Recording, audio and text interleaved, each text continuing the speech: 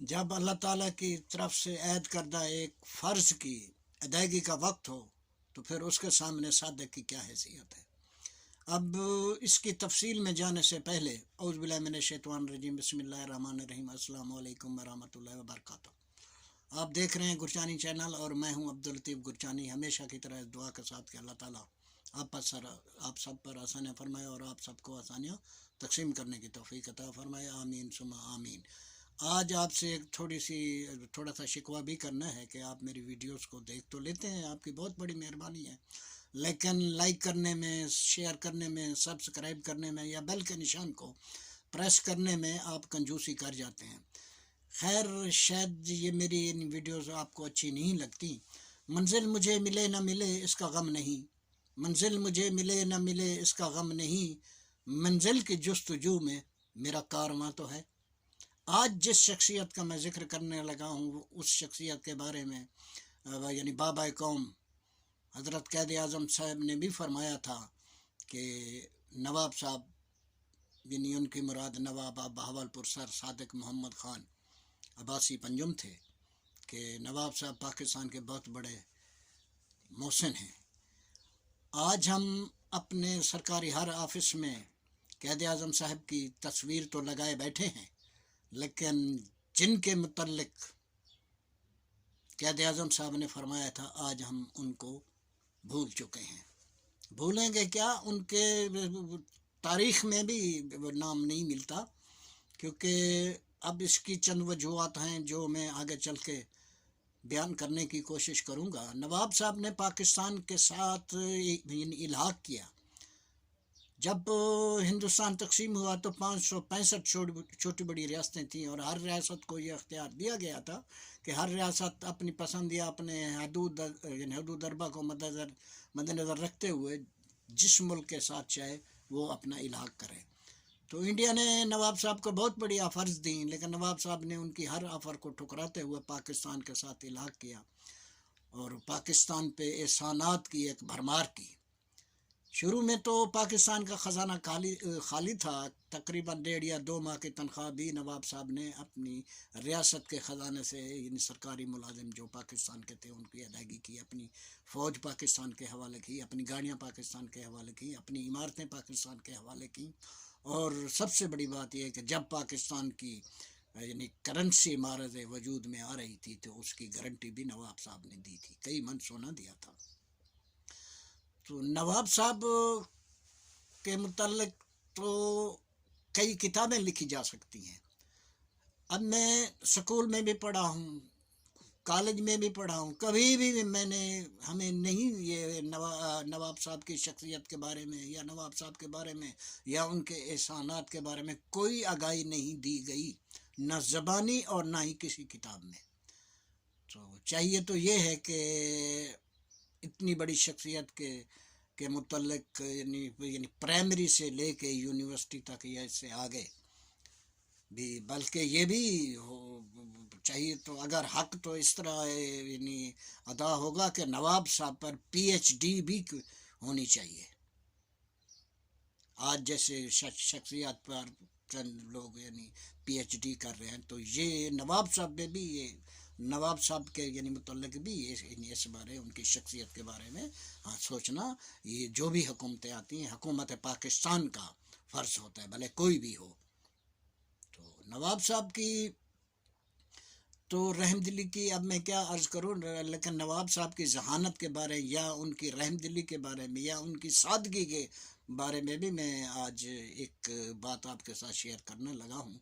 ये तो अब सोशल मीडिया का यानी दौर आया है, तो फिर चंद ऐसे लोग हैं जो नवाब साहब के मुतल्लिक यानी बातें शेयर यानी करते रहते हैं, उनकी रहमदिली या उनके हुस्न यानी इखलाक या उनके जो भी कारनामे थे या पाकिस्तान पे एहसानात हैं उनके मुतल्लिक वो यदि बातें शेयर करते रहते हैं। उनमें 2 नाम तो सर फहरिस्त आते हैं, एक हैं रतास हुसैन साहब, दूसरे हैं शहबाज नियाज़ी साहब। अब उनकी शेयर करदा एक बात मैं आज आपके साथ शेयर करने लगा हूँ।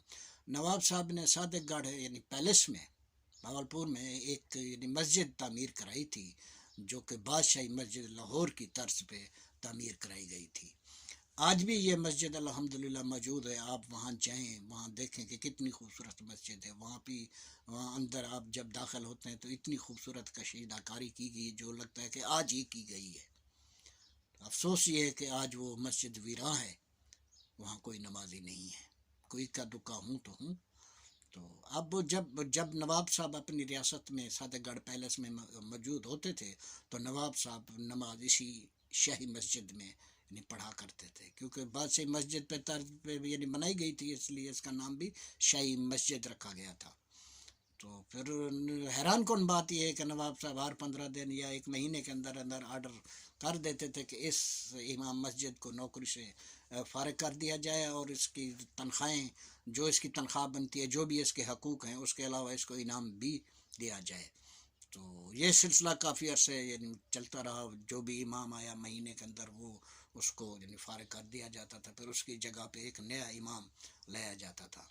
اور اس زمانے میں شاید یہ رواج نہیں تھا کہ کوئی بھی سبق دوش ہونے والا یہ پوچھے کہ مجھے کیوں نکالا. اور اس زمانے میں شاید یہ رواج بھی نہیں تھا کہ اس کے چاہنے والے بھی نہیں پوچھا کرتے تھے کہ اس کو کیوں نکالا.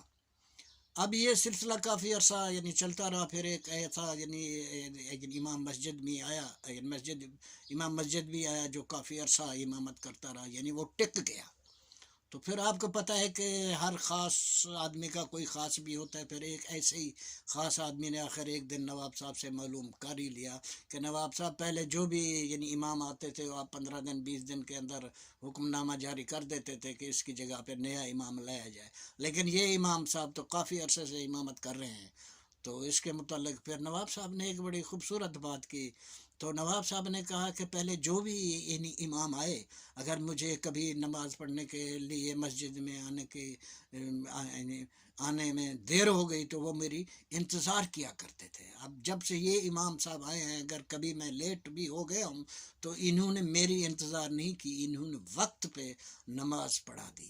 تو پھر نواب صاحب آگے بھی یہ کہتے ہیں کہ جب اللہ تعالیٰ کی طرف سے ایک فرض کی ادائیگی کا وقت ہو تو اگر میں نواب ہوں، اللہ تعالیٰ کی مہربانی سے ہوں تو ہوں، لیکن پھر میری کیا حیثیت ہے کہ امام مسجد میری انتظار کرے.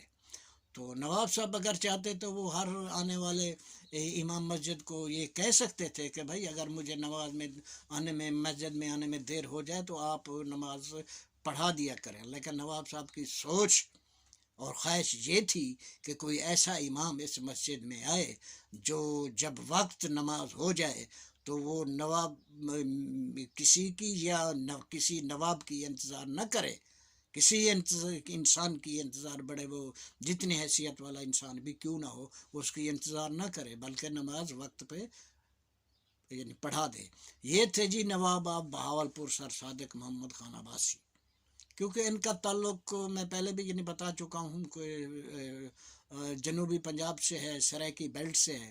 تو اس لیے شاید پھر، حالانکہ اب میں اس بارے میں کیا کہوں، تو چاہیے تو یہ کہ حکومت وقت جو بھی ہو ان کے متعلق ہر خاص عوام کو آگاہی دیں کہ نواب صاحب بھی ایک ایسی شخصیت بھی ہمارے پاکستان میں گزری ہیں. اب انہی حالات کو اسی امتیازی، کیونکہ دیکھیں نا جی، دوسری طرف لاہور میں یہ بھی ہوا ہے کہ مہاراجہ رنجیت سنگھ کو شیر پنجاب کا لقب دیا جاتا ہے اور اس کے مجسمے بھی لاہور میں لگائے جاتے ہیں.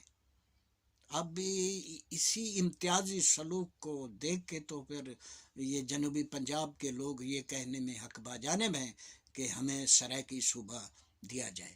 اور شاید انہی محرومیوں کو دیکھتے ہوئے سردار عاشق محمد خان بزدار نے ایک کتاب لکھی تھی جس کا عنوان ہے اساں قیدی تخت لاہور دے. سونے رب دے حوالے.